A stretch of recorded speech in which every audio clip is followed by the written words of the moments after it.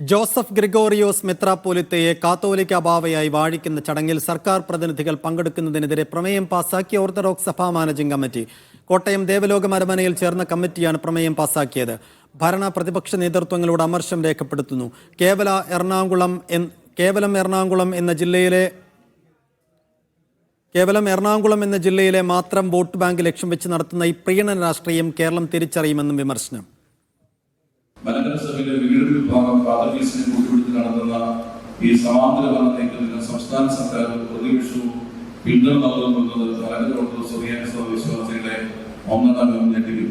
കേവലം എറണാകുളം എന്ന ജില്ലയിൽ മാത്രം വോട്ട് ബാങ്ക് ലക്ഷ്യമിട്ട് നടത്തുന്ന ഈ പ്രീണന രാഷ്ട്രീയം കേരളം തിരിച്ചറിയും. രാഷ്ട്രീയ പാർട്ടികളുടെ സമദൂരം അവസാനിപ്പിക്കുവാൻ ഈ സഭ തീരുമാനിച്ച ചിലർ വീഴും, മറ്റു ചിലർ വാഴുന്ന കാര്യം ഓർക്കാനാണ്.